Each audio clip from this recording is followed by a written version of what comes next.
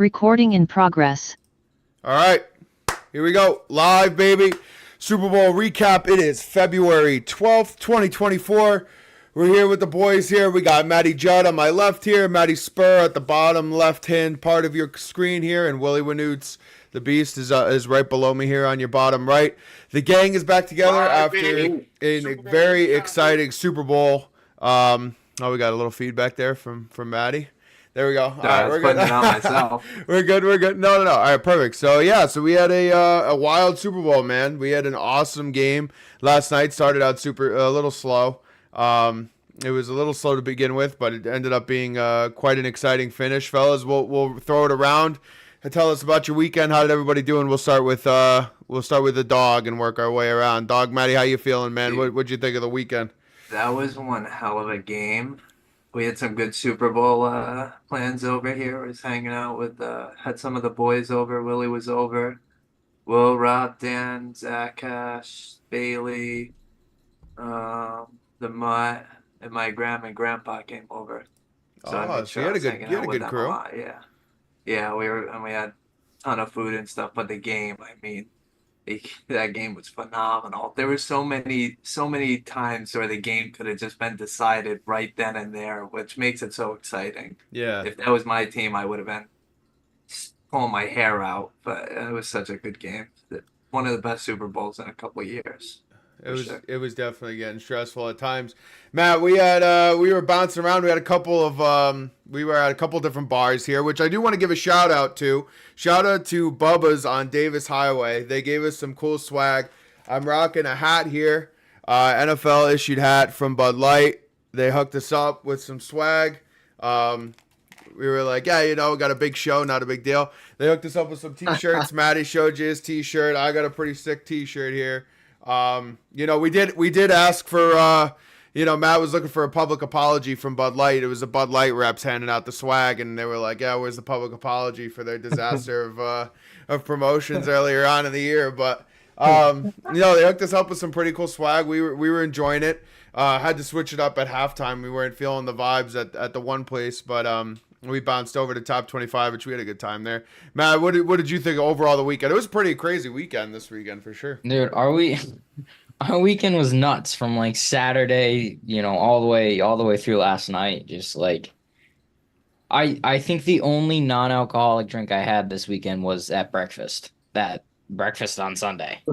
Yeah, I had a mimosa at breakfast. So yeah, you had a mimosa. I was waiting for it. I had a mimosa at breakfast. I was keeping the vibes. Yeah, Friday night it was crazy. It was I don't know, you guys are in Brantford, so it's not as big in the north as it is down south, but it's Mardi Gras weekend down here, and it's like all time party. Like everybody's getting after it. New Orleans, I gotta get down south. Everybody's ripping it up, like having a good time, and we went everybody's Friday, just sick up here. Yeah, dude, right? We were ripping it up. We were ripping it up all weekend, but no, it was pretty wild. And then Sunday night we went to a couple different bars and it was lit. People were getting after it and having a good time. So people like to party down here, man. They like to get after it. It's something else. They really any excuse to kind of get shit faced. That everybody's all about it down here. It's I don't know. They love it. But Willie Wanoots, you were hanging out at Dog Matty's. What would you think of the game? How was your overall feelings? Dude, like the first half, I was like, my eyes were falling, like they were shutting, and we had like a shit ton of food, so that was awesome. I almost put myself into a food coma for the bowl. There was no action going on. That first half was super slow, man. Yeah, dude, I like was almost falling asleep, but then the halftime show kind of woke me up, and then the second half was an awesome game. Yeah. No, it definitely turned on the Jets. Definitely turned on the Jets in the second half. No, I agree with you. So we'll bounce right into it here. We'll get right after it. The Kansas City Chiefs are back-to-back Super Bowl champions, man. And let me tell you, this was the year that if they were going to try to catch the Chiefs, it was going to be this year. They weren't, the top of the line team.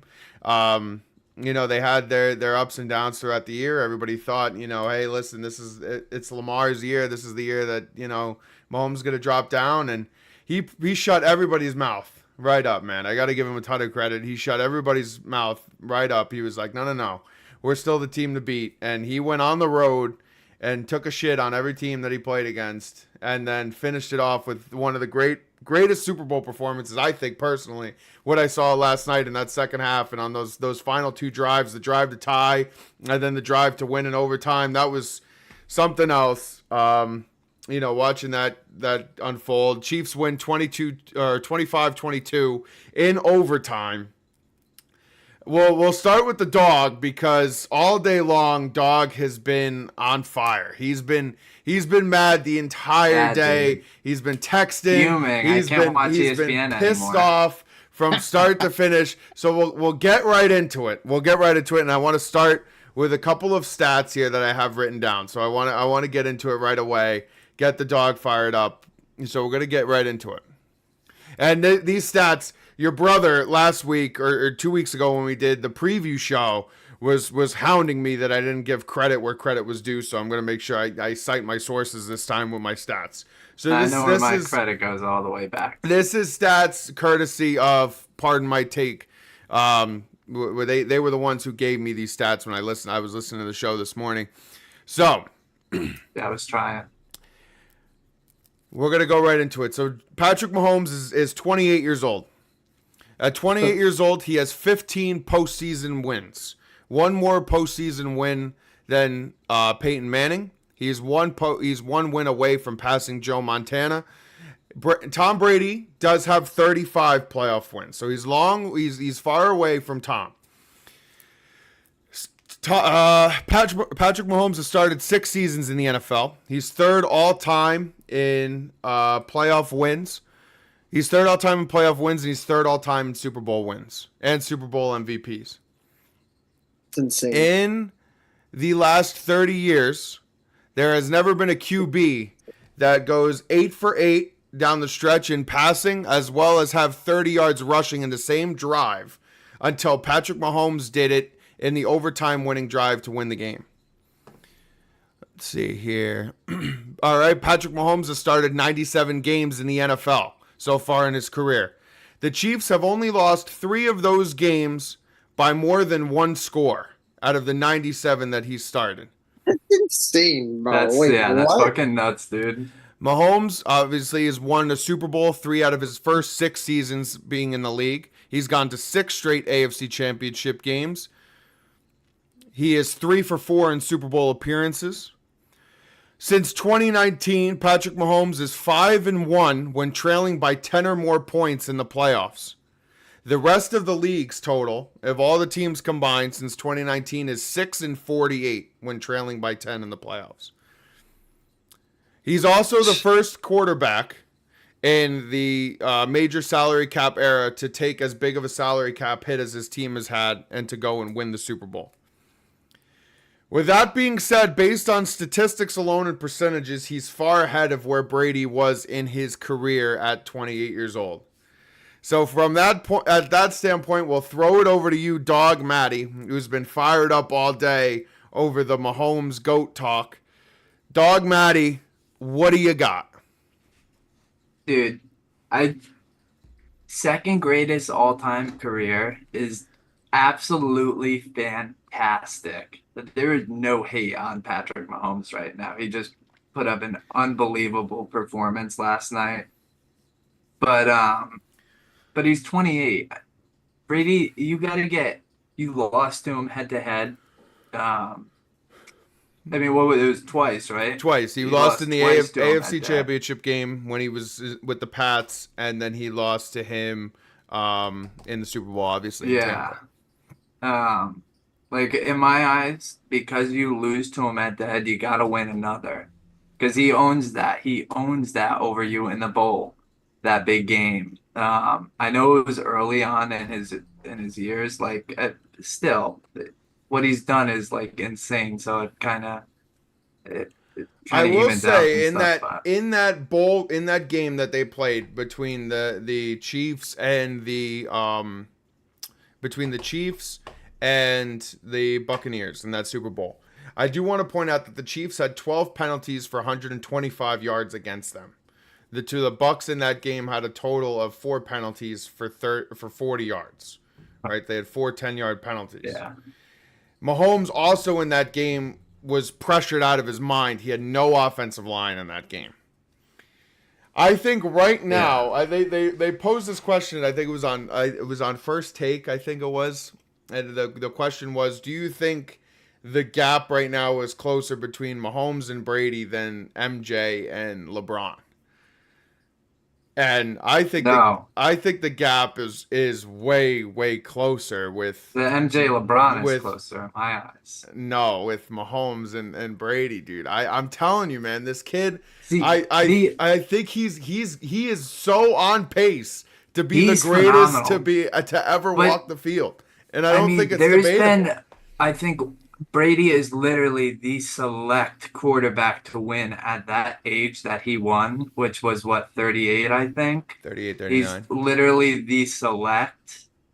And in 10 years, Pat Mahomes is 38. So say he's one out of God knows how many that could actually play at that age like Brady did. You have to win 5 more Super Bowls in the next 10 years. You have to win half the Super Bowls. All right.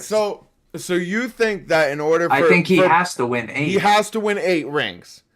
Yes. If he gets 7, he's not better than Brady. Because you lost to him. You lost to him in the bowl. But you got to look at it. You got to look at it, though, right? In that game, Mahomes was making plays where he was literally vertical when he was making plays. He was in the air, or horizontal. He was in the air on his side, throwing it. Dude, I know. Legitimately. Do we credit that? I mean, come on. Like, do we think about when we talk about how Eli, which is a whole different, Eli just owns Brady and he's the only one that does. Do we talk about how great Brady, like, no, come on. He lost the game. He lost. He didn't win. Brady won. It was a head-to-head match. He has to win more Super Bowls than Brady in order to be better. Yes, because he lost to him in the head-to-head matchup in the bowl, and he lost in the AFC Championship already. So that's twice in the playoffs. Wow. So I think he has to get. I don't think you could tie him because you lost to him twice. And that's the only time they had the shot to play each other. That AFC Championship game with the Chiefs and the Patriots, that was an unbelievable game. That was an unbelievable game. In overtime. That was an overtime loss, too. That was an unbelievable game from start to finish. That was Mahomes' first season. Yeah, I think that was his first year. That was. Yeah, right. But that's the only comparisons we could almost have. Like... I don't know, man. I think he's well on pace. I just think he's got it. In my eyes, I don't know. He lost to him. You gotta, especially in the Buccaneers one. He the Buccaneers. I don't know. You got to come out with the win. You have to come out with the win. It's 38-year-old Brady. He's 38. Come on. I think he was older in that game, to be honest. I think he was 41. Let me see. Come on, dude.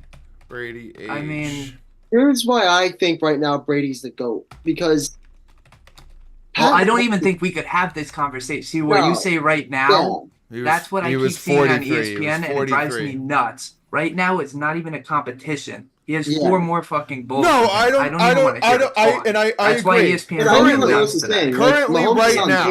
Currently today, Tom Brady is the greatest quarterback to ever play. There's no debate. He is the greatest quarterback ever to take the field. But he's had a much longer career. But right now, I easily, hands down, Patrick Mahomes is on pace to beat Tom Brady as the best quarterback of all time. But here's what people are forgetting.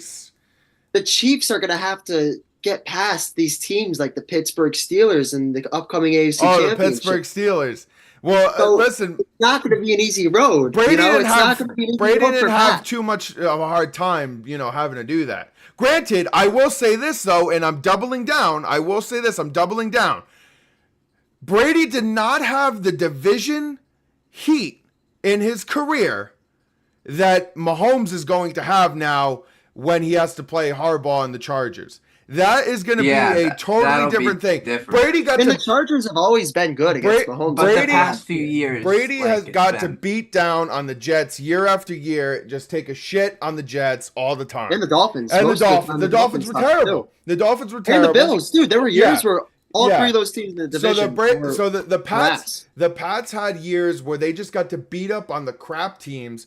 Mahomes had years like that too. Grant, like, this year they weren't the best team in the AFC during the regular season. Everybody doubted that team, and they still beat the piss out of that division.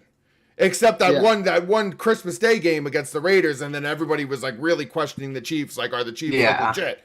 And that was like, so, like, but now you're having a whole different debate, and God only knows what's going to happen with the Broncos and with Sean Payton and how things are going to work out with that way. Dude, but I'm talking strictly off of Jim Harbaugh and Justin Herbert having a coach that's going to mentor him and create that offense into a powerhouse that it can be. I think it's a going to winner be at every level. It's going to be a totally different outlook on that division. So who knows if Mahomes is going to be able to beat down on that division like he has in the past. Granted, Andy Reid is a phenomenal coach. He's unbelievable, and Mahomes is just a God-given talent. But that's going to be a different story. But you go ahead, Willis. Go ahead. Here's what I think the Chiefs have, and they've proved this over the last couple of years, that no other team in the NFL has right now. And it's that playoff experience and composure. They never go into a playoff game unprepared. They never get rattled when they're down. Yep. I mean, now they're 9-2 or whatever, being down by 7 or more in the playoffs.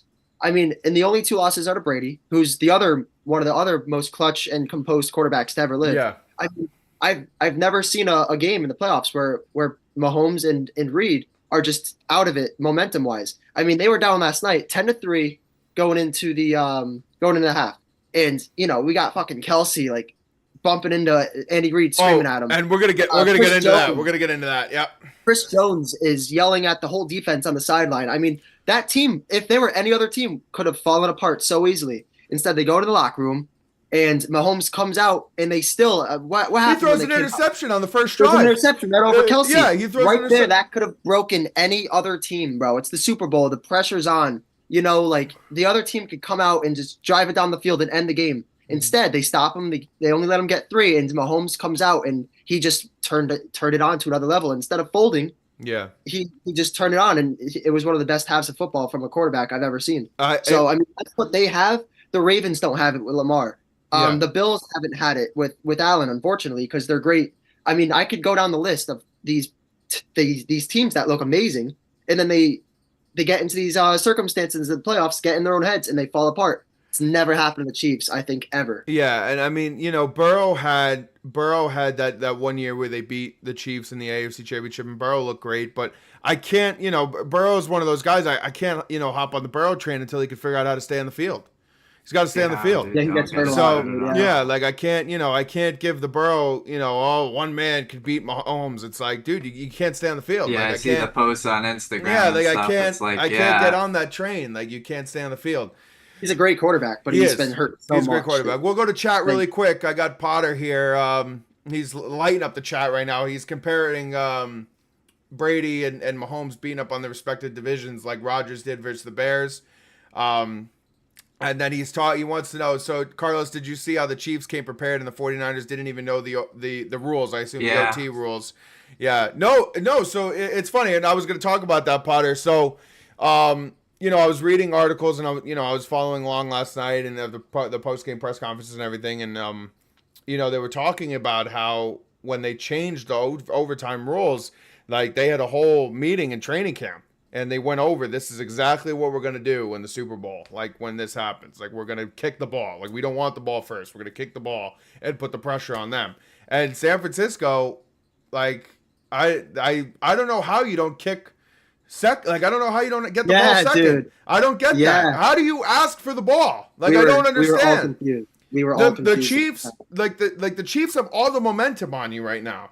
Like, so the pressure's on you. And that phantom holding call, they shouldn't even gotten the field goal, to be honest. That phantom hold on, I think it was either Snead or it was somebody else in the Chiefs secondary on Jennings. That like, it was a call from the clouds to try to keep the 49ers in it. Because that call was awful. But yeah, I mean, some of these holding calls that happened in the Pittsburgh game, bro. Yeah, like some it was, don't need to be called. I was like, what are you talking about? It wouldn't have made a difference. But, they call that, they get the field goal, but it's like, how do you not know that they've changed it so it's like college where you get the ball back either way? Like, they changed the rule because of the Chiefs 2 years ago. They changed the rule. So it's like, how do you not know that you're going to get the ball back if you score either way? You're going to get the ball. That's gotta be a coaching error because you send your captain out there and you gotta make sure 100%. He's got to know like what the game plan has to be. And honestly, even if he did know and the coach told him to take the ball first, that's another coaching error in my opinion because then you got the other team going on it on fourth down and shit, which is what happened with Mahomes. They went on it in fourth down. It's like why wouldn't you want to over that position? And he did. I love that shit. Yeah. That was a great call. But, being the 49ers, of being on that team and you get stopped within the 10-yard line and it's fourth down, I mean, you want to have that extra chance, but you're forced to take the points because then all the Chiefs need is a field goal. Like, you just don't want to be in that position because then you're giving the ball to the best quarterback in the world, 4 downs. They could play normal football. They have no time limit, and they're going to go down and do what they do every single clutch scenario in the playoffs. It happens all the time with Mahomes. Mm-hmm. Why wouldn't you want to get them on the field first, try to stop them, hold them to 3, because they're not going to go for it on fourth down. Like, I agree, dude. You gotta take the ball second. You got to kick. Well, Matty, I know you were taking notes throughout the whole game. We're watching the game at the bar, and Matt's pulling out his phone. He's taking notes. Matt, what were you thinking throughout the game? Because it was looking, grim. The 49ers were the better team in the first half. Like, it was evident. Like, well, dude, the whole time I was thinking, like we said, before, not last week, the week before, like the Chiefs aren't gonna lay down, give up the points in the second half. They're not gonna be one of those teams where the 49ers can have a shit first half and then come out and kick their ass in the second half. And it was like the complete opposite. It was like, we're gonna let them beat us up in the first half and hope we can take them out in the second half. And it almost bit them in the ass. Like, they needed to come out and have a big first half, and they didn't. I mean, the biggest turning point I thought of the game personally was the muff punt, where the punt goes off the guy's foot, and the Chiefs get it right at the 10, and they go in and score on the next play to Scantling. But I felt like that play changed everything. Because the Chiefs 100%. Couldn't get it done. They threw the pick on the previous drive, and then they go the 3 easiest way out. They go 3 and out again, which they go 3 and out, and it was off that call where I thought Kelsey had gotten the first down. He dropped the shoulder, and I thought he got the first, and then they tried to run it with Pacheco on 3rd and 1, and he got stuffed, and they ended up punting. But I thought Kelsey had gotten that first down. I thought they should have challenged that play, but anyway, so they punt it off, and then it goes off the 49ers' foot. And then the guy couldn't jump on it to recover it. The Chiefs get the ball at the 10. They throw to Scantling, and he gets it done. Which one of the things I have down here in my notes, and I thought that was really interesting, was how Mahomes was able to adapt and kind of go to different guys. I mean, you have Rice with 6 catches for 60 yards. You have Hardman with 3 catches for 60 yards, including the overtime winning catch. You have Scantling with 3 catches for 25 yards and a touchdown. And then I have here, too, I have another note here, Justin Watson. Justin Watson is a guy who you hardly hear from. He's got 3 catches for 55 yards. So, you have Mahomes going to these different guys because, he's thinking, they're going to be all over Kelsey. They're shadowing Kelsey. And then Kelsey assaults the coach, which I have pulled up here, the definition of assault. I mean, the definition of assault is to make a physical attack on somebody, to either hit, strike, slap, smack, beat, thrash, spank, thump, which it was a clear thump. It was a physical attack on poor, Andy Reid. And, kudos to Andy Reid being a good guy about it, because I don't know. I mean, Will, you never see that shit in the NHL. Like, no, I couldn't imagine seeing a player turn around and start motherfucking Tortorella behind the bench and be like, you fucking pussy. Dude, you're in the minors. Like, you're in the minors. You would be kicked out of the league. You'd be like, you're done. Your career's over. Like, don't even. When you're a player of Travis Kelce's caliber, it doesn't fucking matter. No, but I mean, dude, come on. You think Crosby or Malkin or that's a different league. Come on, whole different league. It's different atmosphere, different culture. We all know that. Assaults the coach. And the best part about it is the post game presser with Andy is like, yeah, he just caught me off balance. He's like, yeah, he just caught me off balance. You know, I got a fake hip. I got caught off balance. Like, just totally I plays it do off. I do think it looked worse than like I think he was getting in his face. Yeah. But when you It's have a worse guy than it who's 6'3", you know, Oh, dude, I think 250 or whatever, he's got to be and he's bigger than getting that. in Andy Reid's face with full pads, it's Yeah. like And he's Reed didn't see gonna it bump coming. into him, he's gonna push him. But I don't think he intended to Right. have it look the way it looked. Yeah. It looked a lot worse because then as he's doing it, he's screaming in his face, like his Right, beard is like touching coach's face. It's like it's not a good look. It's not a good look. He goes, and this is quoting Andy Reid in the post game presser. He tested that hip out, caught me off balance. Normally I'd give it back to him a little bit, but I didn't have any feet under me. Let's see. I mean, and then like he's giving him kudos here. He's like, the part I love is that he loves to play the game and he wants to help his team win. It's not a selfish thing. It's not what it is, and I understand that. So much as he bumps into me, and I get back after him in the locker room, I understand. Like, it's. He's making a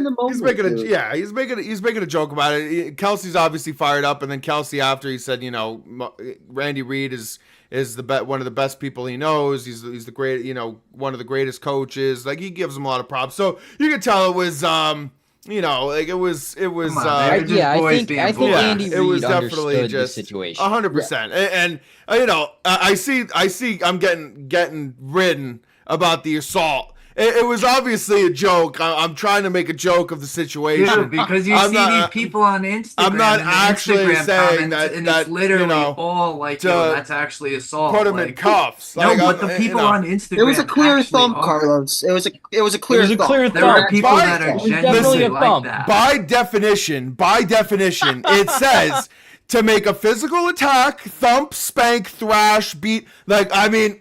That's a thump, dude. I mean, by definition, it was a very intense. It looked like it was gonna be like give me the ball, like whoa, like it was getting intense. Look, to be fair to Kelsey, dude, he was open every play. He was, and I have a note here. A lot of missed opportunities. I have a note. I swear to God, I thought that there was something going on where Mahomes was purposely avoiding throwing him the ball. I have written in my notes, Mahomes Kelsey drama ? I thought so. I thought there was something. Yeah. I'm watching the game, and granted, Kelsey over 6.5 catches. Like, so you're looking for the receptions, right? You're looking for the receptions, and they're not coming, and you're like, well, what the fuck? And you're watching the highlights. And that one bomb play that the Chiefs had before Pacheco fumbles it in the second quarter, he throws that bomb right downfield to, I think it was Hardman. And he hits Hardman in stride, and he hits him in double coverage. Yes, I saw Kelsey right in front of him. Kelsey was He's pissed. like, I'm standing all alone. There's nobody here. Like, there's nobody around him. And he throws it into double coverage. Granted, great catch, great play, like unbelievable. But it's like, your number one guy is standing all by himself. There's not a white jersey in sight. Why don't you throw to him? What's going on?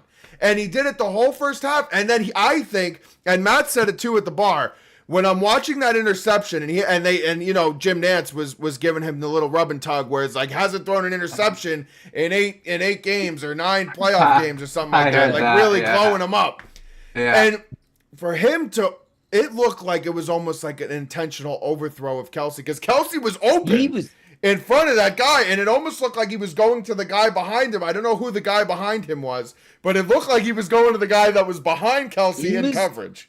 He was pulling another let me throw into double coverage over top of Kelsey's head. That was the throw was nowhere near, like, Kelsey couldn't even jump for that ball. Like it was definitely not intended for Kelsey. It seemed a little weird, and I was watching and I was like, dude, like, what the hell, man? Like, what is going on here? Like, why can't I don't know if you could say it wasn't intended for Kelsey though. I mean, I feel like that was a mistake on Mahomes' part. Oh, I think it was a mistake, but it looked like it was going to the guy that was behind him.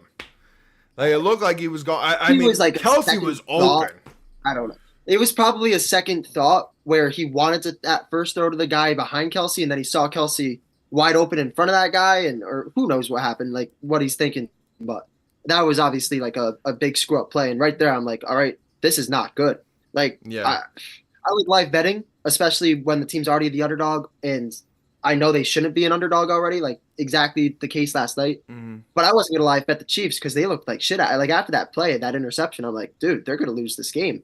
But thank God for that special teams play. It Yeah. completely changed the game for me. Change the game. Change the game completely. Yeah, those And- games are just killer for. Yeah. You know, it bounced off the guy's foot. Like he didn't even see it coming down on him. Like Right. as Dude, an that Niner was fan, such would a- drive that me was- insane. Listen, that's something that I've seen. I mean, if you look back, Michigan, Alabama, that I think it went right through the guy's hands because he was twice. blinded. Yeah, they screwed up on special teams 2 times, and it was like, what the hell? So listen, I understand the special teams frustration on a personal level. Like it's brutal, but you know, that was a gift that got them back in that game. I thought they would definitely needed that. You know, to give some love to San Francisco. I mean, CMC, I thought at times was really just carrying that team on his back. Like he was like, get on my back and let's go for a ride. He had 170 all-purpose, 80 yards and a touchdown. 84 yards and a touchdown receiving, 80 yards rushing. I mean, he was like, get on my back almost. And I mean, I don't know, you know, we'll go to you guys. We'll toss it around a little bit here. I mean, I thought it was neck and neck between him and Mahomes. I think if the 49ers won, he would have won Super Bowl MVP. You know, I'll toss it over. What did you guys think watching his performance? I thought he was unbelievable. It looked like he wanted that. Like I knew he wanted it real bad before the game. Like he's just an absolute dog. Like the guy just has so much heart. And I feel terrible. Like I wish he could have won, but every play it was like. I mean, we talk about Pacheco being an angry runner. Like McCaffrey looked right up the par with that. Like, they look 100%. like just different 100%. backs. They're just an absolute heart coming out of those guys. But I don't know. I wish I could have seen a couple more carries and stuff in certain situations. But it's not like they didn't. It's not like they didn't hand the ball off to him. You got a lot of carries. The part that bothers me, and it makes me feel bad for the Niners fans, is like you said, McCaffrey is so gross. He's like a Terminator, dude. Every game, like he never plays like on human standards. He's just always above and beyond. He hits the over for everything, every game. He turns little runs into big runs. He makes just superstar plays every game. And then you've got guys coming. It just feels like unprepared. I mean, what's up with Kittle last night? I mean, I don't. Kittle was off. playing. Kittle poor, sucks. but, He's I mean, fucking bad. He's had a bad playoff. He's been fucking bad. He's been bad the whole playoffs. Somebody of his status of Kittle, we talk about top five tight end. I mean, he was invisible last night, and he just looked a little defeated on the field. He got hurt at one point. He was running back to the locker room, and then he comes back out, and he still just was. He never made an impact on the field. As a Niners fan, that would drive me crazy. Another player I expected more out of last night is Debo. I mean, you've got this guy Jennings. He's getting open. He's making these catches. John Jennings. You got to get Debo a little more involved. Jennings was their best player, other than CMC. Yeah, Debo's their best player, dude. Besides McCaffrey. Yeah, I think Debo's their best player.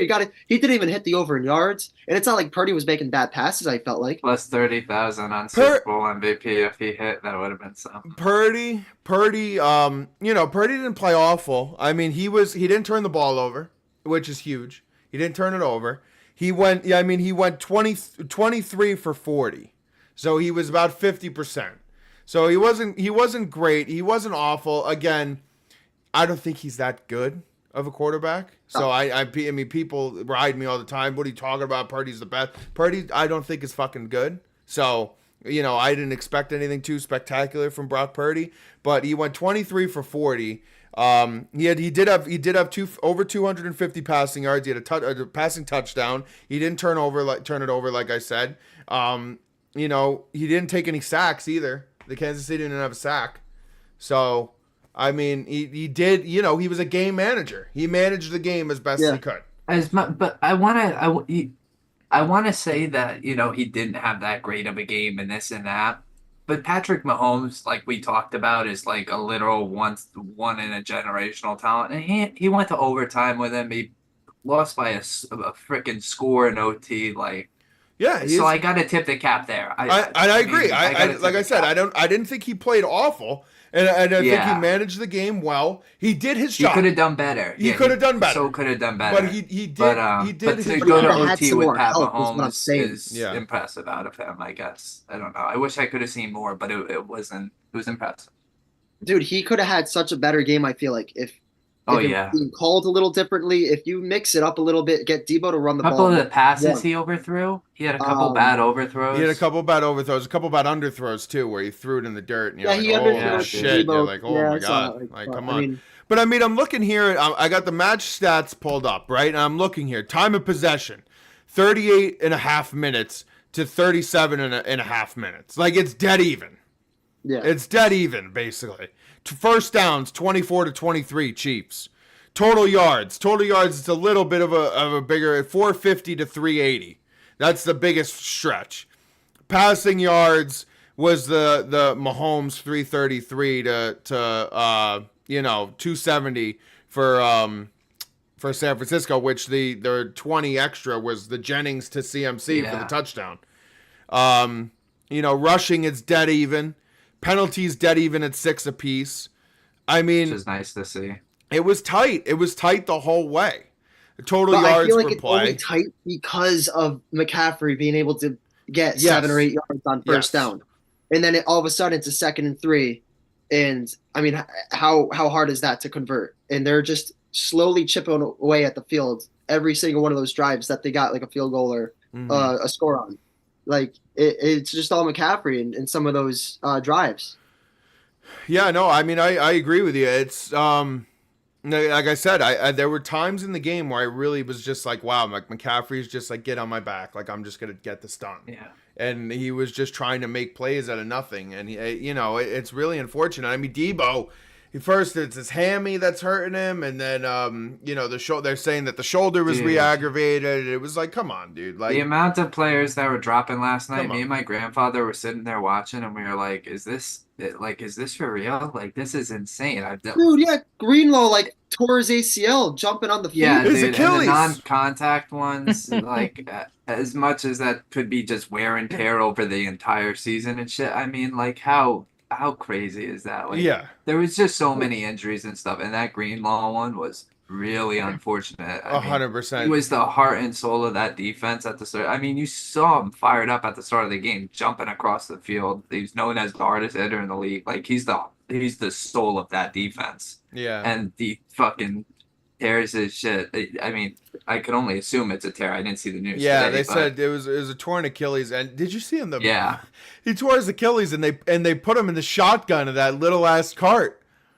They didn't even put him in the back. I saw that. I think he wanted was to. like, I don't what think the he fuck is wanted that? to go. I don't know if Like the I was smallest wondering cart ever. that. I saw that shit though. I It was was the smallest I cart did see ever. I that. was like, You this saw is the guy unbelievable. riding in the back. I don't Yeah. think I've ever seen somebody get hurt like that though in my entire life. No, yeah, that Yeah. was I don't think it's ever been only a few times. somebody gets hurt on the sidelines. I mean, I've seen non-contact plays where you're trying to juke somebody out, Yeah. or you're trying to escape somebody. Mhm. I've never seen it on the sideline. I mean, that's just Dude, such an imagine- unfortunate. yeah. Imagine being a Niners fan or somebody on that defense. I mean, and then you see Greenlaw get hurt like that. Are you kidding me? Yeah. No, yeah. Imagine being it's- Greenlaw. That's just gotta make you feel like shit. Yeah, right. Like No, Greenlaw well, was so obviously, fired Greenlaw, up, bringing obviously, that but then it absolute affects passion. everybody But else yeah, next team when Oh, something yeah. like that happens. Yeah. Like you can't just go out to the next play and just play normally after you see that happen. Yeah. You know, I don't know. Yeah, That's yeah. just I've never seen The something injuries like were that. insane. Yeah, the non-contact injuries were tough. I mean, it's just you feel bad for San Francisco.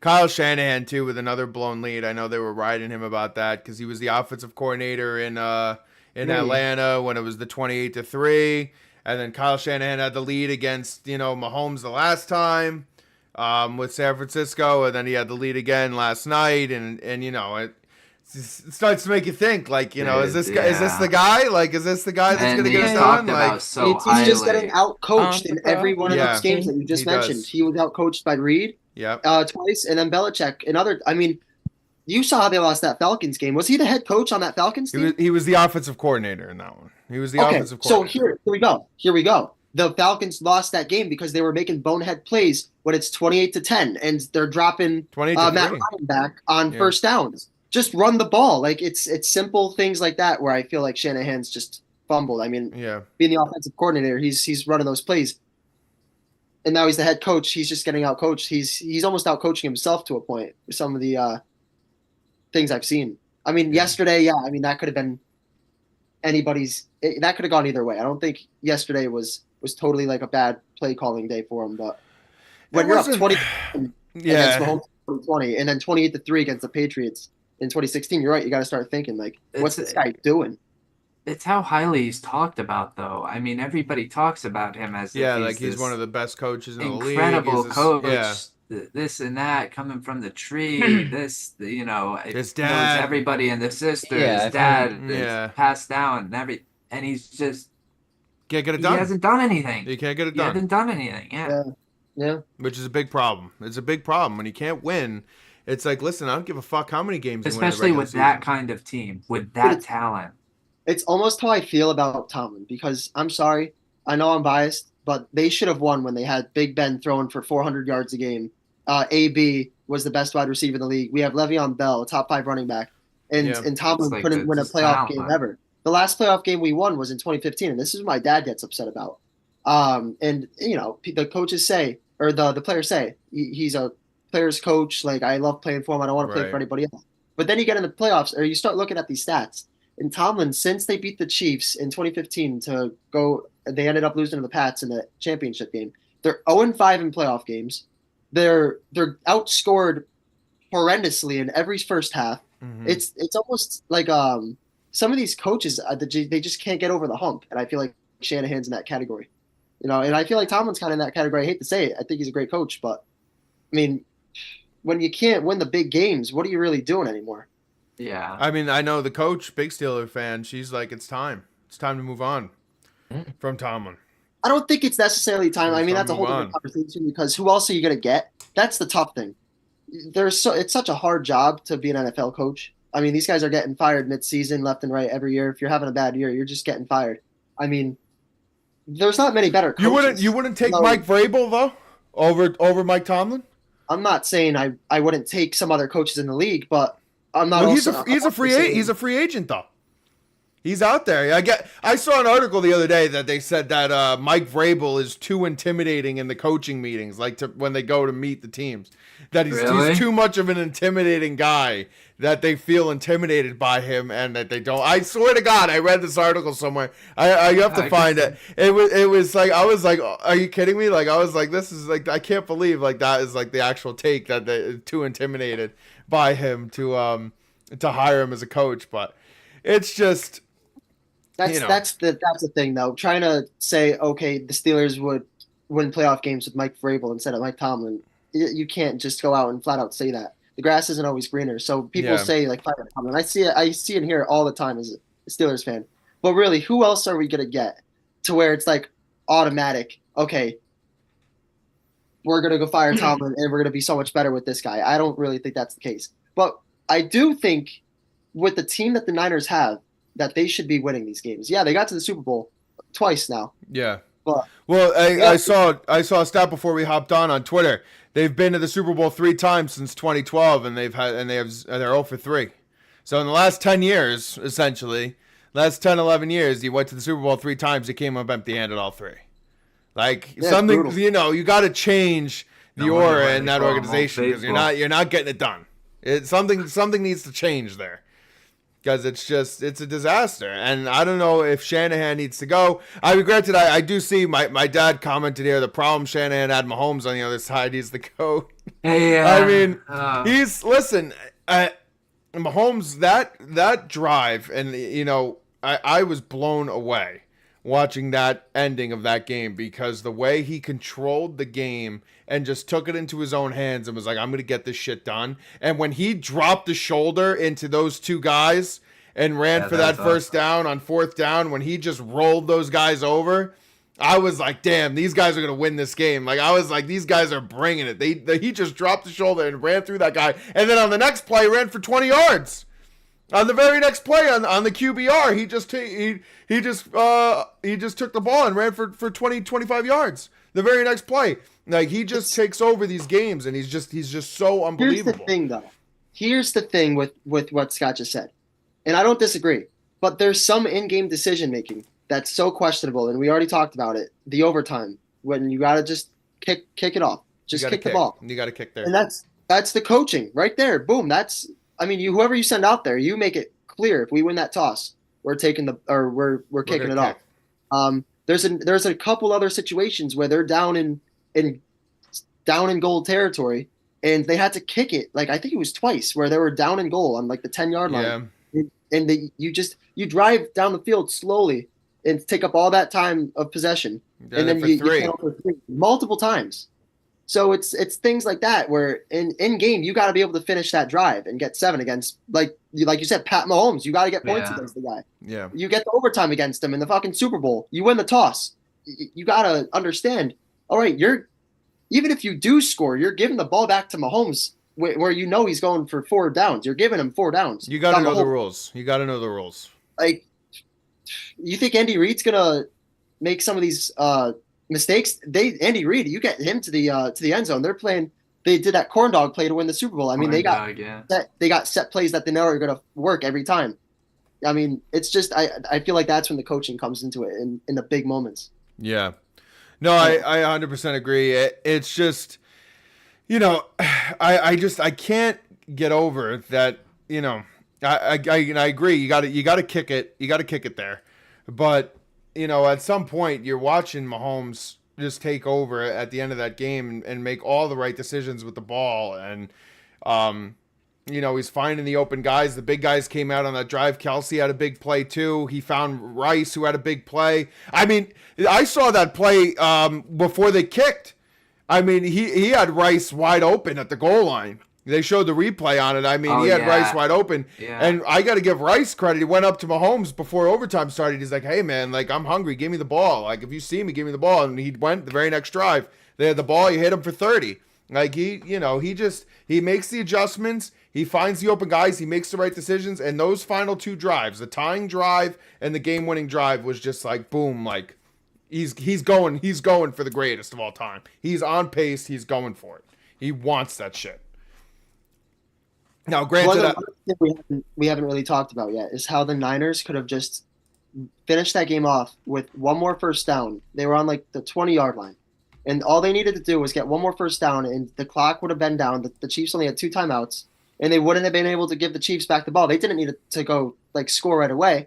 They could have kept doing it and chipping slowly down the field. I mean, yeah, the Chiefs defense came up big. They played well last night. They played really well last night, but that could have ended the game right there. It could have been 19-16, Super Bowl champs, 49ers. Instead, they kick the field. They get stopped at like the 20, kick the field goal. They give Mahomes plenty of time. Mahomes almost went down there and won the game with Kelsey if that safety wasn't back there. I mean, Kelsey could have ran that. He went right through the middle of the field, and I mean, they could have. It may have not even gone to overtime. You can't give Mahomes that much time. They could have handled that differently at the end of the game there, where I think it turned into 2nd and 4, and they got stopped twice on these passing plays. You got to just take out your best play that you've got in the playbook and get the first down and finish the game off with the clock. Don't give the ball back to Mahomes.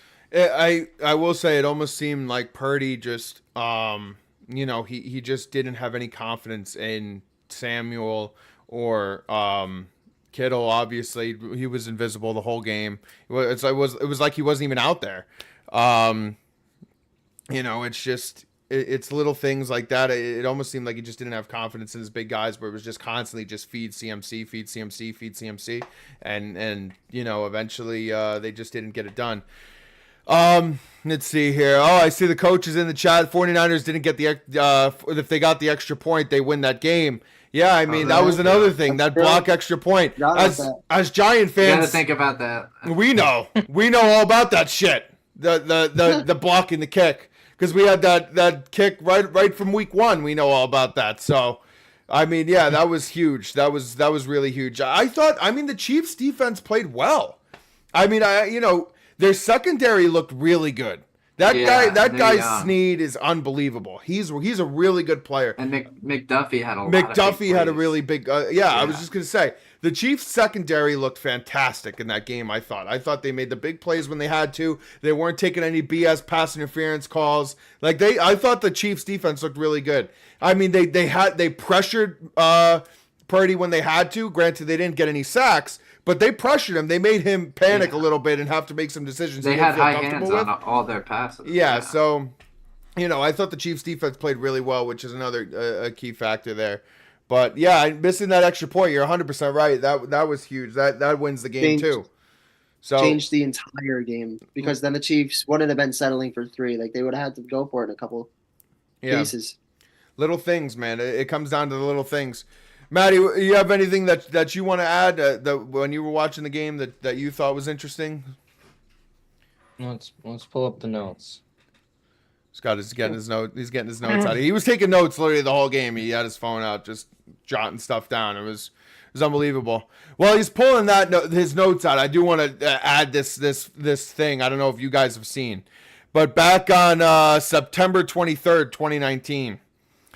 The Athletic Kansas City posted, in case you missed it, Patrick Mahomes has thrown 36% of Troy Aikman's career touchdowns in about 8% of the games. This is back in September 23rd of 2019. They tweeted this out. So Troy Aikman, being the full of himself prick that he is, quote tweeted it and goes, "Talk to me when he has 33% of my Super Bowl titles." In 5 years, he has 100% of your Super Bowl titles. And he's surpassed you in every career analytical point. So, That's awesome. How you living, Troy? You fucking prick. Yeah. How you living? I wanted to throw that in there, too. Troy Aikman is an asshole, and he shits on the Giants all the time, him and Joe Buck. So suck on that, Troy. I just wanted to throw that out there, too, for you. Troy Aikman can't be out here talking like he's Dak Talking Prescott, shit like he's... Oh, well, listen. Listen. Let's not even get into the. I have to sneak one more Dak Prescott talking too. Good. Did you see that Emmett Smith was like the Cowboys are a disgrace and was trashing Dak on that podcast surprised. he was on? He was like, I'm done. Like these guys suck. He was like, they're all-time greats, the 90s Cowboys. So when they're like, these guys are a disgrace, it's like, they're a disgrace. They're calling you out. Jimmy 'cause you Johnson suck. was saying some stuff about it. Yeah, like they were like these guys just they don't have any heart. They can't get it done. Those 90s Cowboys players must just be losing their minds watching these new guys playing.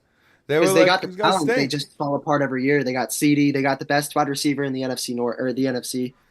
They got the best quarterback in the league, and they can't get it done ever. I saw a lot of comments on this today. That's just terrible. Do you start comparing the 49ers to the Cowboys? No, because the 49ers, they don't lose in such embarrassing fashion.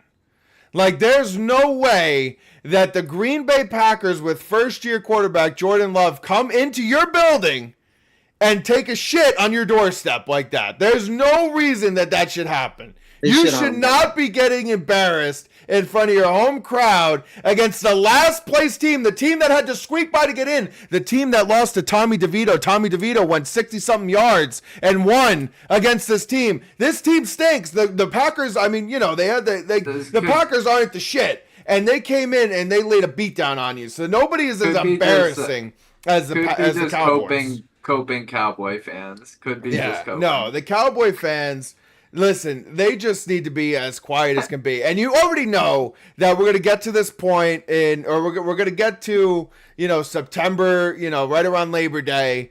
And we're going to hear, the Cowboys are the team to beat this year. Is this the year that they get over the hump? Is this, this is going to be the year they're having an unbelievable camp. They look so good. They're probably going to add some other superstar on that team too. They're going to bring in. They're going to replace Tony Pollard because they'll always misplace the blame because it's never Dak's fault. It's never Dak's fault. Elliott was like a top 5 running back in the league. They were talking Ezekiel Elliott was the best, and they threw Elliott to the wolves. They were like, Elliott sucks. Elliott's the problem. He's the issue. So they'll come up with somebody else to blame, and they'll bring in some other star to come in, and then they'll lose again because that's what they do. Because Dak sucks. Dak is a bad quarterback. He's a On a real bad note, quarterback. I know I've been joking around with like the McCarthy and Dak and the CD. Like it's obvious Steve N jokes, but McCarthy has to go. I'm sorry. They That both coach. gotta go. They How- can't get it done. He's not a good Okay, quarterback. okay, but start with the obvious one. It's pretty fucking obvious that McCarthy is brain dead on that sideline. It's not as obvious to a lot of people that Dak is bad. I agree. I think Well, here it is. the two I'm out. the two interceptions in the first quarter wasn't obvious Okay, that Dak that's sucks. one game. That's one game. But Dak did lead the league in passing touchdowns. He led the did. league in turnovers too. He led the league in turnovers. He's not a good Let's not quarterback. even get to that. They It's obvious. threw Jameis Okay, Winston to the that's your Wolves for the opinion that they biggest both need to turnovers. go. Come on, It's Willis.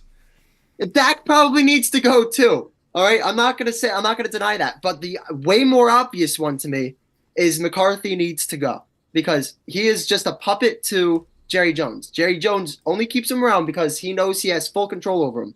It's a situation where Jerry Jones just won't have a coach that is gonna how do I say it? He doesn't want to have a coach that's gonna take the spotlight and make the calls. And Jerry Jones wants to be in full control. That's what it is, dude. It's Yeah. all about him.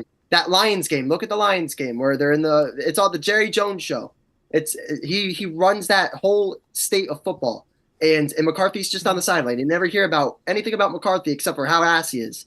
All right, that's all you hear about from McCarthy. So I mean, I think it's obvious that you need a coach that's going to stand his ground and like try to turn that team around and that has some passion. I don't know. That's Well, listen, we'll be talking about the Cowboys next season. It'll be, the Cowboys are the team to beat. We'll be talking about them next year because this will be this is what happens every year. So we're going to be talking about the Cowboys next year too and how it's going to be different this time. And we'll hear the same song and dance. I want to go to Matt because he took a lot of notes, so I want to let him get an opportunity to throw his thoughts out there. Matty, what do you got going on? Oh, yeah. Well, on your guys' Cowboys conversation, I had a conversation at work today.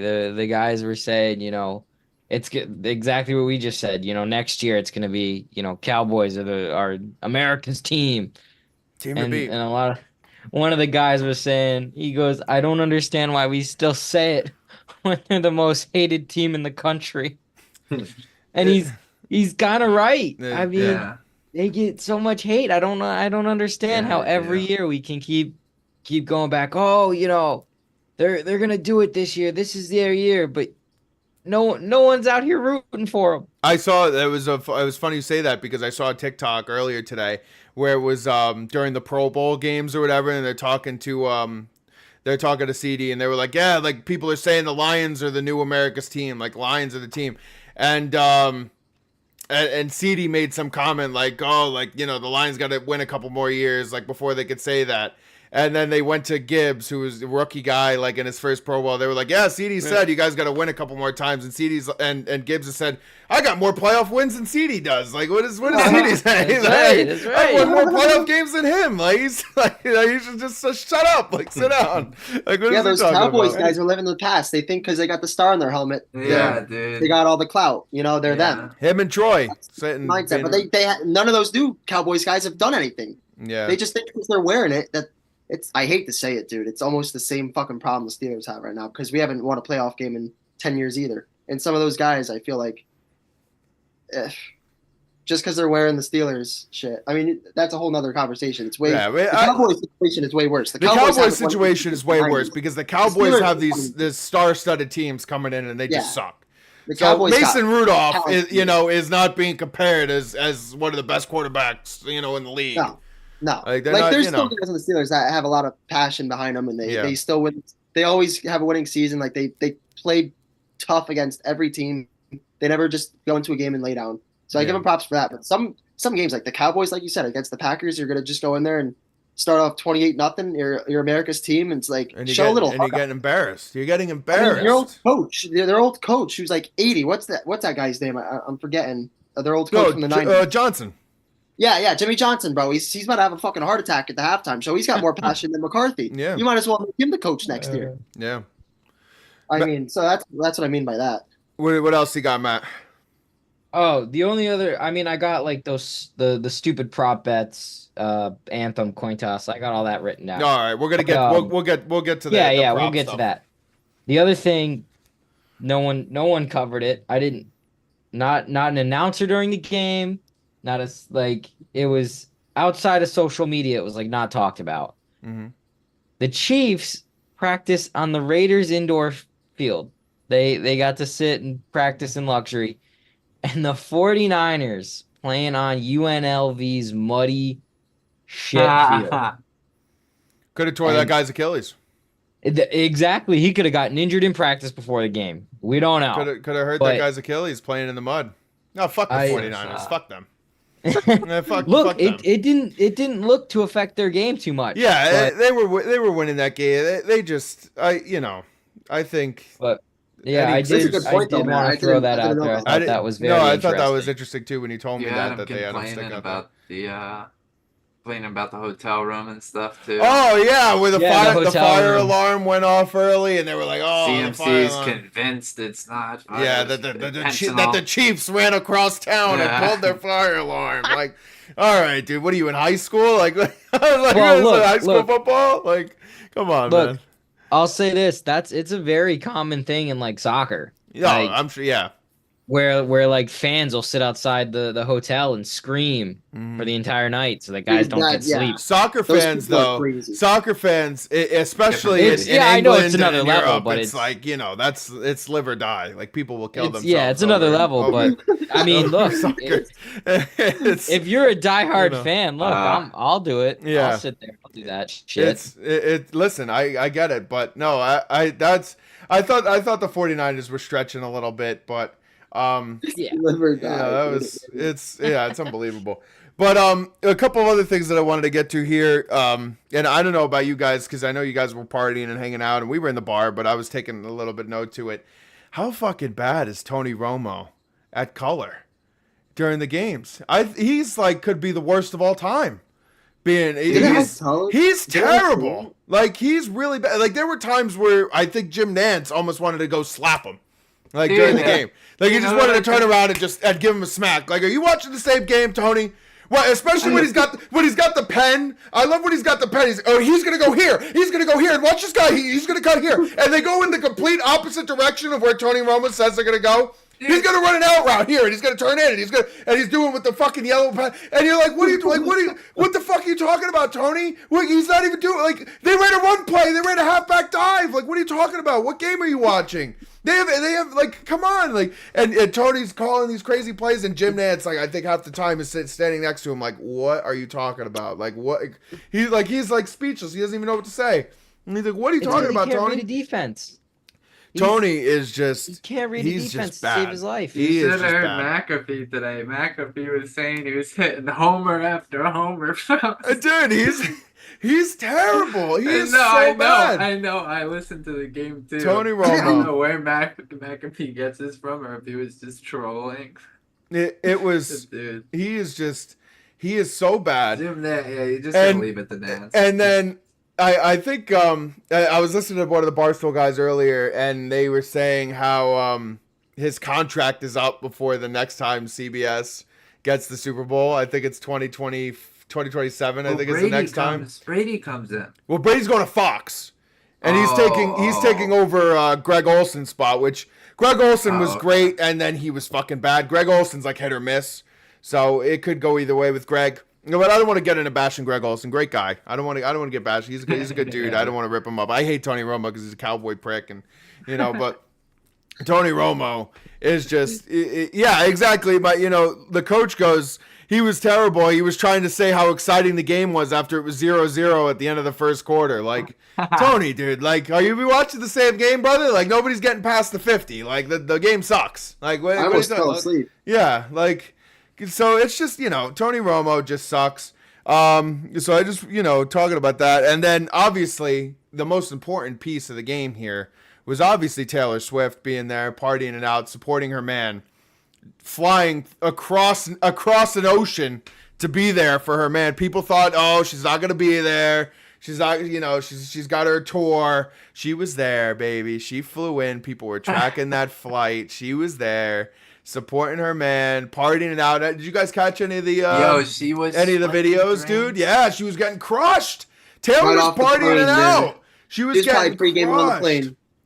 She was probably pretty they aggressive. panned to her on the jumbotron, and she was taking them down. Like, I was like, oh my god, Slam Taylor! them after. I was like, Slam let's go! Like, Taylor was fired up. Spiking.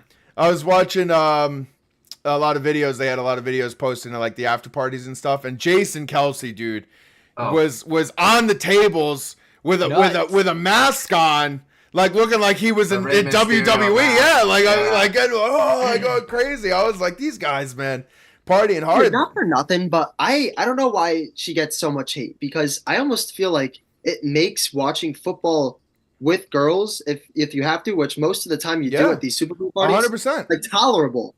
Before, in the past, nothing against girls at all. A lot of them that I've watched football with Mhm. are constantly asking me about the rules of football. Nothing against it, but it's just fucking annoying. And now I feel like they kind of understand the game a little better. Like they're a little more into it. Like some girls before would be like, "Oh, why are we watching the Super Bowl? Let's watch like," or they wouldn't. Disinterested. Yeah, And they I- weren't interested in and they sport. were Now if there's talking something to about keep that. them into it, try to learn it and like not hate on it. I don't know. So, Not to drop back to go ahead.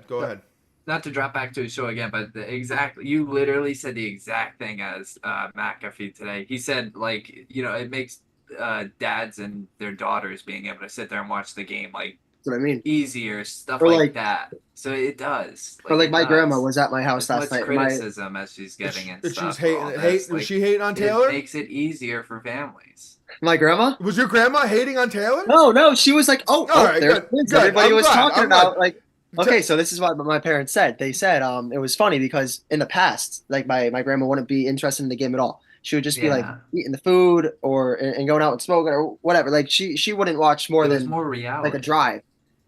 They said last night it was hilarious. She was on the couch actually watching the game, looking out for Taylor, and she almost found it like funny. Every time they put her on the TV, my parents would be like, my grandma would be like, "Oh, there she is. They're showing her." Like it was just Yeah. it was that type of vibe. Just- So Yeah. that's what it made me think. Like, yeah, dude, like these girls are going to be more interested in the game.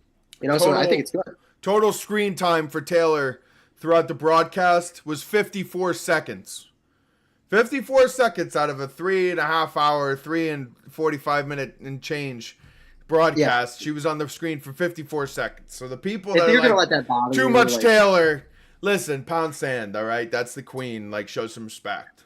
Like, that's bullshit. Ready for We don't this? Take that fucking Ready shit. for this? Dude, in the Scott, pregame, Scott I Miller saw in the more chat. her than Over Fred under for Warner. Taylor sightings was 5.5. Clearly take the over.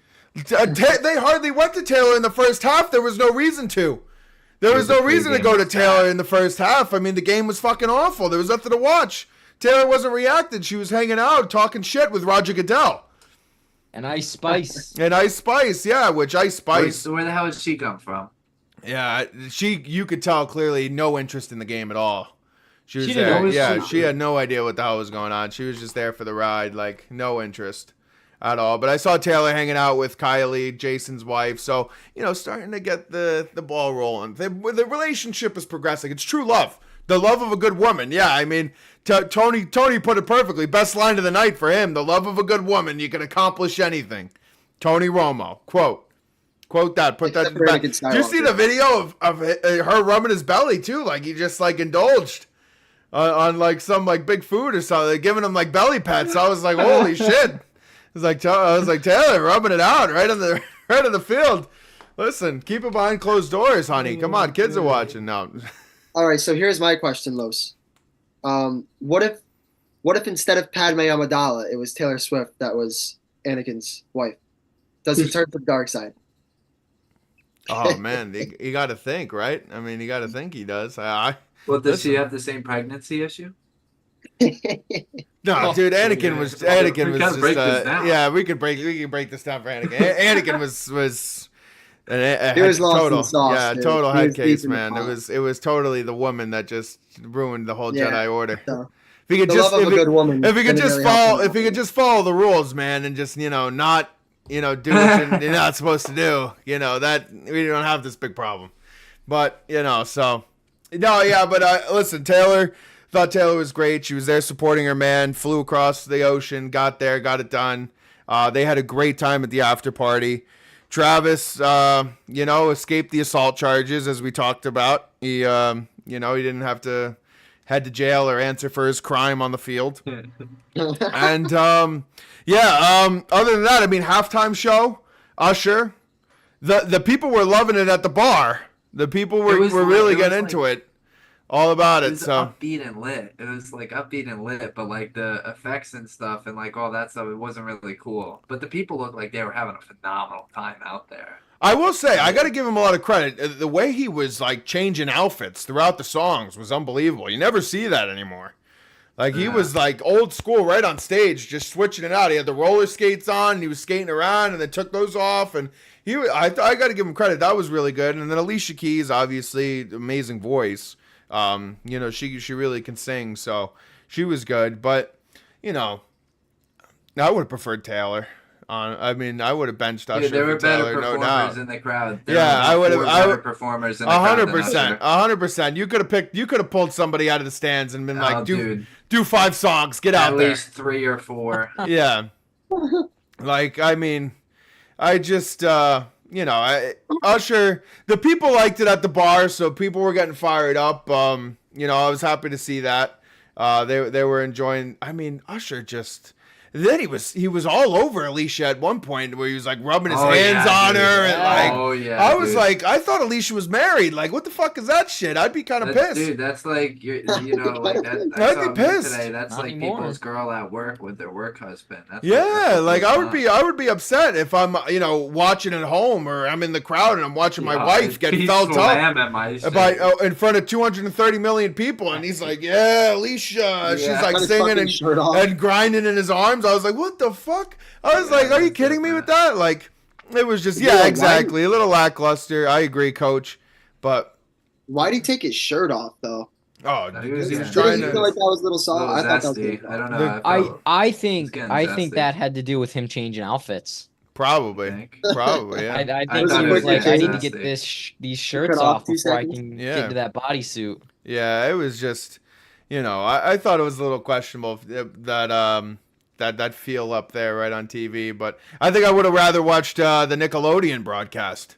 The SpongeBob, the Sweet Victory, man. I would have rather watched that. I heard the SpongeBob cast went really well on Nickelodeon, though. I heard Patrick was like dishing out some insults. I was listening to like some of the clips on TikTok. They were posting some of the clips, and Patrick was like, "How hard is it to hold on to the ball?"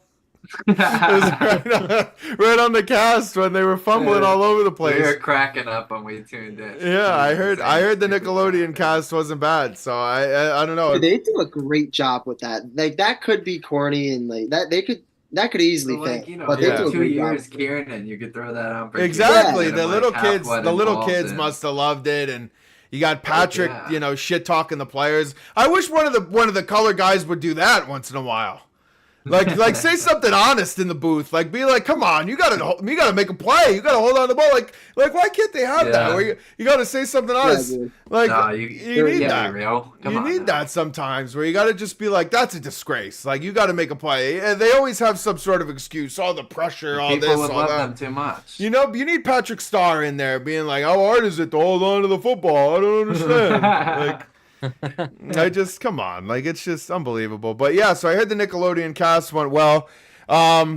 Commercials. Did you guys see any commercials that you guys thought were interesting? Yeah, Commercials were probably awful. the Brady Ben Affleck one was the Duncan The one. Duncan one? The Yeah. only reason I liked that was because it was of a the people in wannabe. it.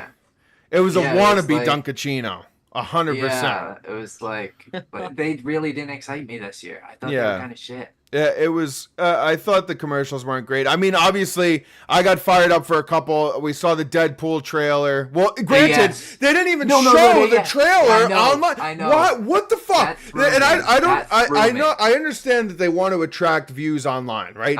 Through Twitter and through whatnot. No. But what happened to watch the trailer at Super Bowl? You wait for Super Bowl to release the trailer, and then you watch the trailer That for was the Super Bowl. horseshit.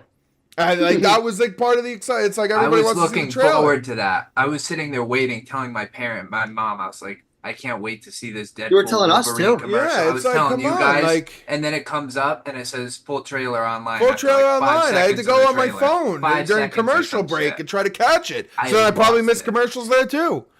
Yeah. But yeah, Well, so and they blurred Horse out shit. they blurred out But Reynolds Wolverine. is Like gonna we do don't a know good who the job. actor is. It's Hugh. yeah, they didn't even It's yeah it's Hugh, but they didn't even have him in the full trailer. I watched the full trailer on my phone. Yeah, That he wasn't yeah, even in the full he trailer didn't- he Well, wasn't either. but in that's it what at I'm all. saying. Like they're acting like we don't know. Yeah, who we it don't is. know. We haven't seen all of the commercials. Like it's gonna be and a the big pictures and everything. surprise. Yeah, no, I agree.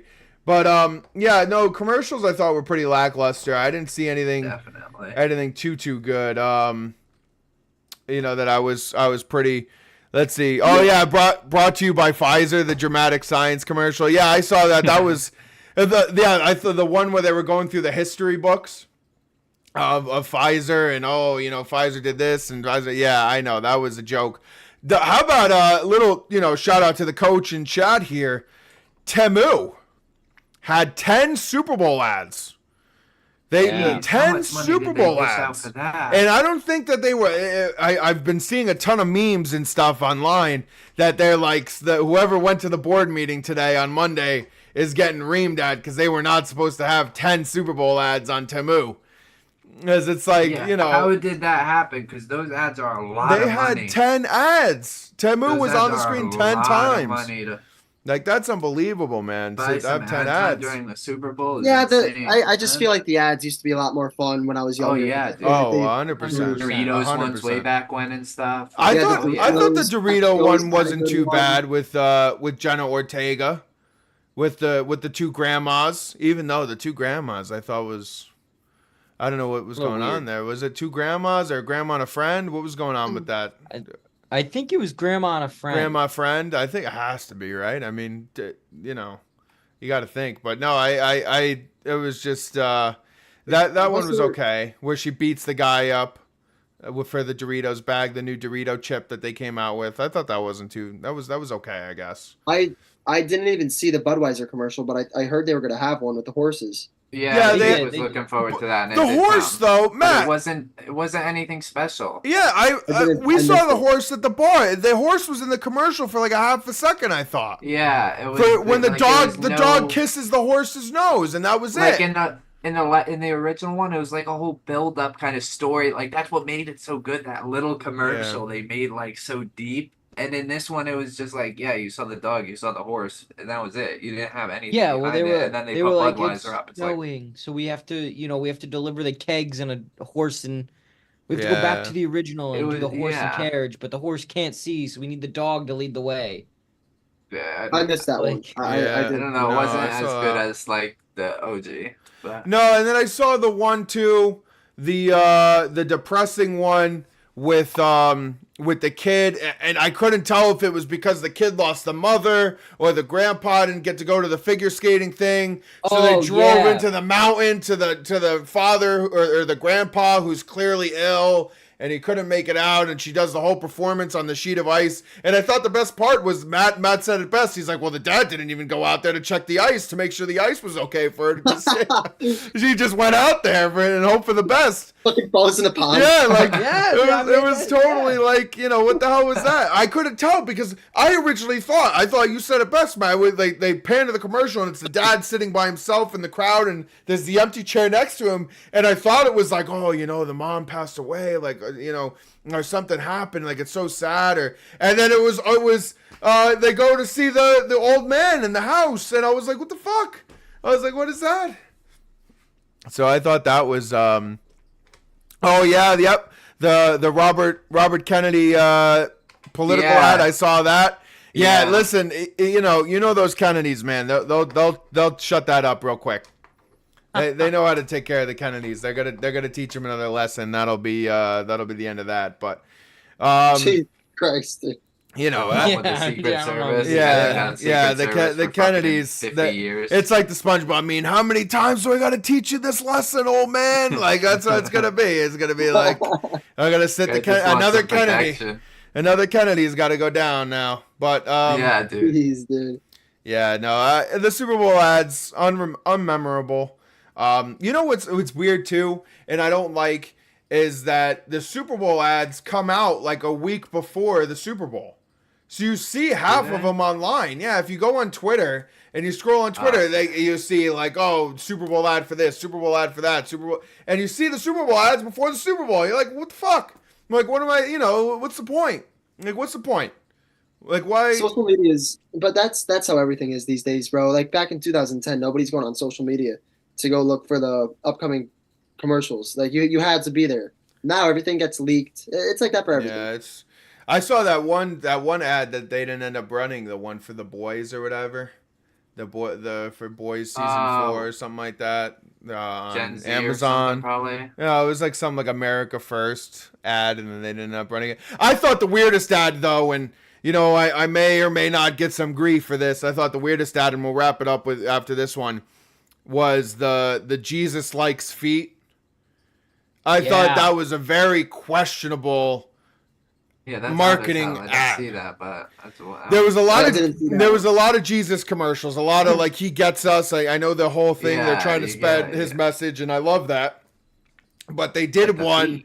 They did one, and Jesus, he washes his disciples' feet. It's a great story, and a great part of him, and it was just they did it, and the way that they framed it was like Jesus likes feet. And it was like, what the fuck is that? Like, I was like, you can't say it like that. Like, people are sick. Like, you can't put it like that. Like, you're gonna put it like that, and people are gonna be like, what a freak. Like, fuck that. Like people are gonna take it the wrong way. You can't market it like that. Who's running the marketing team? That their thing is, we're gonna put it, Jesus likes feet. Like, what the fuck are you thinking in that meeting? Write that down. What are you thinking in that meeting? That's the term that you're gonna go with? Is Jesus likes feet? That's the term? Like, I was shocked that was what the marketing team was. That's what they put together. The Christian faith goes, Jesus likes feet. What the fuck? Like, I couldn't believe that was what they went with. They couldn't have framed that any better. They couldn't. Yeah, I know the priest was washing the feet. I saw it. And I got it because obviously I know. But for the people who don't go to church and they don't understand the faith and they don't know this, they're seeing Jesus Christ likes feet, and the church has already got a bad look as it is now because you got all the you got the scandals with the priests and everything. So it's like Jesus likes feet. What the fuck? I mean, maybe you're gonna get some freaks that like feet coming to the church, like, oh, Jesus is like me, likes feet. Maybe, you'll get some of that, but like rub my feet in the water. Yeah, like you'll get some of those guys. But I mean, fuck, you can't market that any better. Like, you can't get in a meeting like, oh man, maybe we shouldn't frame it like that. I don't think we could have put it in a different perspective, but so maybe they need you down there, bro. Dude, I think you just said it best, better than anybody they got working down there. Maybe they needed to hear that. They needed it. I don't know what they were thinking with that when they got into a room and said, Jesus likes feet is the slogan we're going to go with. He gets us. He gets us. Who's he getting that likes feet? Like Rex Ryan, maybe Rex Ryan in the spirit of the NFL. They get Rex who likes feet. About Steph. Yeah, and Steph Curry. So I guess you get some athletes that are all about the feet. But I mean, holy shit. Quick question, because I did miss a lot of the commercials being at Maddie's house. But when was Scump in a commercial? I mean, I don't think they aired it. I don't think they aired that. No, I don't think they ended up airing it. I missed a lot, but all right. I didn't catch it. Yeah, I don't think they ended up airing it. Wasn't it supposed to be Mountain Dew? Like, isn't that kind of a big deal? Yeah. Well, they aired the other one with the actress from that weird show that we watched, Matt, White Lotus. Remember the Baja Blast commercial? Oh, that was a weird ass commercial, dude. Yeah, where she likes the Baja Blast and then she's on the dragon and shit. They played off of her and the guy being on Parks and Rec. Yeah, right. Yeah. No, they ended up airing that one. They didn't air Scump's one. But how do you not get aired though? Don't you have to pay millions of dollars for these commercials, and you have a chance not to even get put on? I guess so. Maybe the post game. You get aired in the post game or on CBS Sports Network for the after party. I don't know how it goes, but what did you think of the anthem? I thought Reba did great. I mean, granted, nobody's ever gonna beat Whitney Houston's rendition. I think Whitney Houston did it all time, like the best, and everybody, that's the greatest national anthem of all time. But I thought Reba did good. The overhit, I mean, we had that one. Matt had the stopwatch out. He timed it. The I overhit. know it was gonna be a slow one. Though. Yeah, the overhit on that. And I thought the anthem was good. I thought she did a good job. I thought Post Malone was okay. I mean, I know Post is you know okay. Post He's is both all right. you know, a cancer every time he's on TV. It's like bad luck city. So, you know, you saw him come on the TV and you're like, oh fuck, like we're screwed. But I thought he did okay. Reba, I thought was great. I thought she did a good job. I like that. You know, we were at the bar and everybody stood up and was clapping at the bar. She had the loudest applause of the night when we were there. I mean, we were at one bar and the 49ers ended up scoring and the 49ers fans got hype, but you know, I thought Reba had the loudest cheer of the night when we were there. And then we went to Top 200 downtown and that was a very vibey place. Everybody was fired up there, but you know, yeah, I thought Reba did a great job. I thought the anthem was good.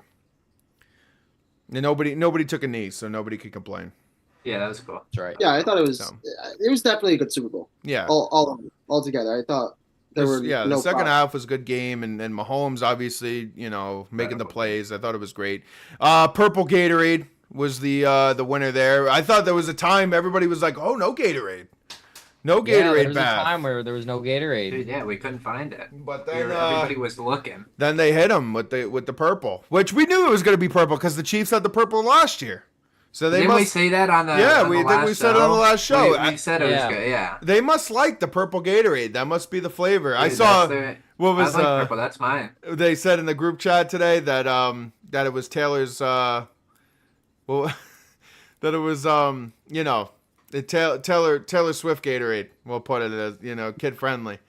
But that was the Gatorade that they were drinking on the sidelines of Kansas City. It was a little Taylor Swift juice, but yeah, no, Purple Gatorade was the winner, Matt. And then, oh man, the poor guys that took tails for the coin toss. Oh, dude, it was brutal. Our house brutal was start. Nuts. Brutal start Our house was nuts. For the coin toss. There, it's tough to rebound from that. When you take tails early. Robbie was telling us that his barber put a whole $1,000 on it, dude. How do you risk? I mean, dude, Portnoy and Big Cat put $10,000 each on tails. How do you risk 10K? that amount before the game even starts? You could risk it's a 50-50 shot. You could already be down before the game even starts. That barber was down $2,000 before the second half.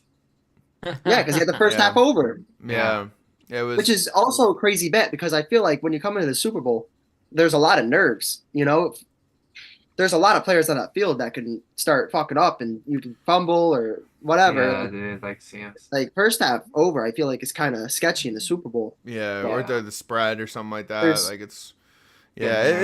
First half for first quarter too is tough. You could be down before the game even starts. Yeah, so you know, it was tough, but you know, all in all, it was a great end to the year. You know, it's sad that football's over. You know, and now we got to wait. I think it was 209 days till football is back. So it's going to be a long stretch here. But we got a lot of things coming up. You know, I got March Madness coming up here. I'm very excited for that. We got the NHL playoffs are starting coming down the thing, you know, churning up here. So the race for the playoffs is finally in full swing. I'm going to be locked into hockey. I got locked into college basketball and then baseball. Pitchers and catchers report this week. And it's the Yankees' year. So I'm fired up. I'm ready to go. Year of the Dragon. The Yankees are going to win this year. This is my year. Year of the Dragon. Chinese New Year. Let's go. The Yankees are going to get it done this year. I'm fired up. I'm ready. The Devils are going to get in. If we can get a goalie at the deadline, that would be great. I hope so. But, yeah, it was great football season. Starts too. Yeah. It's, you know, great. You guys can have Tristan Jarry. No, I don't want your shit goalie. Your goalie sucks just as much as our goalie does. We need somebody that can, you know, not be a cone and net. That would be fantastic. Mitch Marner. No, we don't need him either. Scoring is, even though, holy shit, I mean, not to get into hockey, but I mean, I was watching the Devils and the Hurricanes the other night. They had 31 takeaways and they didn't score once. They got shut out and they lost 1-0. 31 takeaways. They stole the puck 31 times and didn't score once. With all that talent on that team, you can't get one fucking goal. And you stole the puck 30 times? Come on. That's dick. But, you know, now, hockey, we're going to break out. I do want to make the announcement. We're breaking out. We're going to do shows left and right here, different sports. We're gonna start incorporating those. We'll get the hockey show going again, like we did last year. We'll get it going a little bit earlier as we're going into the race. Maybe we'll do once a week, kind of talking about hockey. We'll get the baseball show going. We'll get some college talk going. So I want to expand. I want to get the brand going here as we're picking up viewers. I appreciate all you guys hanging out with us and watching. Keep an eye out. Lisan Villa and I, my mom and I, the coach, we're bringing back Make the Right Play. That is, we're going to actually meet to be an in-studio podcast downtown. There's an in-studio place that's must watch. That can produce. So I am looking forward to that. We're checking that out in the next coming weeks. Get that rolling too. So a lot of things in the works. Maddie, Lisan is a podcast goat. Go ahead, Maddie. Okay, we got big news on the Chirp City front. We are finalizing a deal this week to partner with a golf brand. That's true. Called Shank It Off Golf. That is true. Yeah, we're going to try to get a golf deal to do sponsorships for apparel and different golf things. So keep an eye out for that. We're going to try to get that done in the next couple weeks here and get some golf videos going on too on the course because we're getting moving on the golf front. So that'll be fun too. We'll get some vlogs going. Big brand. Got a bit of everything. So gloves. Chauncey would definitely love to talk some golf. He does it for fun, dude. Yeah. So we can definitely get him on. No, absolutely. Get that started. A lot of stuff in the works. We're getting going, boys. This was just the start, but I appreciate you guys, especially the three of you guys hanging out with us every week, talking and enjoying talking some football every week. So I've loved hanging out with you guys. Appreciate everybody in the chat coming in. Keep sharing us. Keep getting views on the page. We're only going to grow. We got a lot of stuff in the works. Can't wait to see what comes next. So I appreciate all of you guys. Thank you guys so much. Great football season. We are going to do a draft show, right? We're all on board for the draft show. Yes, absolutely. We'll come together. We'll talk the draft coming up. And so we got the draft show coming up. We'll talk about that. We'll get that on the books for some time closer to the draft. When the final rankings come out, the final projections and everything, and then we'll get together. We'll talk the draft and talk about how the Giants are going to take a quarterback, even though we need an offensive lineman, and I'll get all pissed off about that. But I appreciate you guys. Thank you guys so much. Great year. A wrap to the 2023-2024 season. The Chiefs are back on top. Excited for next year. We'll see you guys back in April for the draft show, and keep an eye out. Follow us on social media. And we will be sending you guys out all the information on the coming shows soon. So I appreciate all you guys. Thank you guys so much. And we will see you guys soon. All right. Bye-bye, everybody. Peace.